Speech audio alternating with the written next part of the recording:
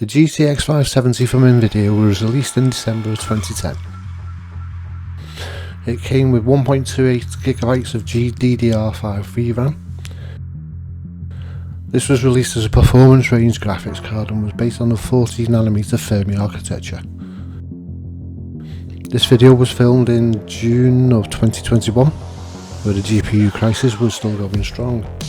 With a worldwide shortage of chips and components coupled with crypto miners and scalpers buying up the majority of the inventory, it was a bad time for PC gamers, especially the ones who wanted to have the latest and the greatest. So I thought it would be a good time to have another look at this GPU.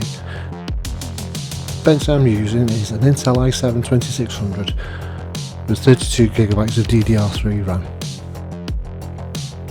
In Unigine Heaven at 1080p with high settings, the minimum FPS was 13.5, there was a maximum of 50.1 and an average of 22.8. Reducing the settings at 1080p, we see a minimum of 46.8, a maximum of 198.6 and an average of 124.7. Dropping to 720 with high settings, there's a minimum of 20.2, a maximum of 97.4 and the average was 38.5 FPS. Reducing the settings at the same resolution sees a minimum of 74.8, a maximum of 257.8 and an average of 182.8 FPS. Moving on to Unigine Valley at 1080p with high settings, we see the minimum at 17.1, the maximum was 47.9 and the average was 27.7. Reducing the settings again sees a minimum of 38.4, a maximum of 132.6 and an average of 80.3. Going down to 720p with high settings, there's a minimum of 30.7 FPS. The maximum was 89.1, with the average coming in at 50.5. And again, reducing the settings at the same resolution, we get a minimum of 39.5 FPS, a maximum of 144.4, and the average is at 99. Unigine Superposition at 1080p high settings, we see a minimum of FPS of 13.8, a maximum of 19.8 with an average of 16.6. Reducing the settings have the following effect. We see a minimum of 32.7, a maximum of 57.4 and an average of 43.6 FPS. Reducing the resolution to 720p with high settings, we see a minimum of 24.7, a maximum of 39.8 and an average of 31.6.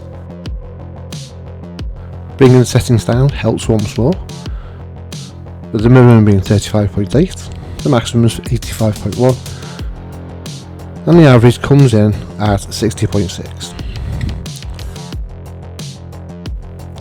Just a note on the 1% and 0.1% lows, for some reason Heaven and Valley don't perform very well in this regard, but Superposition was fine. I don't know if it's the system or if it's just the benchmarks. I think it's just the benchmarks. So moving on to MSI Kombuster. Well, that's what I would be saying, but for some reason this GTX 570 doesn't run any of them. Probably because the card is too old, I don't know. It's not like it's got enough RAM. It's plenty RAM. I've ran other cards at 1GB. So I'm presuming the age of the card or the drivers were just not working. Either way, couldn't get them to go. So straight on to the games. Starting with this CSGO at 1080p with medium to high settings, we see the minimum FPS at 38.5, the maximum was 351.9 and the average is 90.7. Keeping the same settings at 720p, we see a minimum of 82.6, a maximum of 358.7 and an average of 153.2. So it seems CSGO at least is good to run on this GPU. Rocket League now at 1080p sees a minimum of 169.6, maximum of 339.5, and an average of 245.5. Same settings at 720p sees the minimum coming in at 190.4 FPS, maximum was 369.9, and the average was 251.5. And lastly, GTA 5 at a resolution of 1440 by 900. This card can't cope with 1080p, as well as the benchmarks that it couldn't do. So we see a minimum of 54.7, a maximum of 77.7, and an average of 67.6. Decent results despite the lower resolution than normal. However, going down to 720p with the same settings gives us a minimum of 57, a maximum of 144.3, and an average of 84.4. So there is an improvement by reducing the resolution, but it's not massive. Just like all the other cards, there's not a great deal to be gained by moving down the resolution. The GTX 570 is a competent card capable of running less demanding games like esports titles like CSGO, Rocket League and the like, and it will run the likes of GTA 5,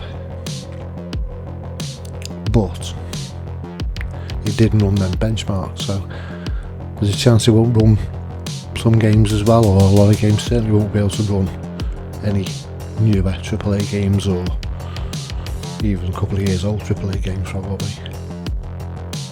So if you've got this GPU already, maybe worth using it until you can buy a new one at a reasonable price. But if you've already sold your old GPU and you need a GPU, this could be one. To be fair though, I would say going for a 600 card or better would work out better, as long as the price is not too high.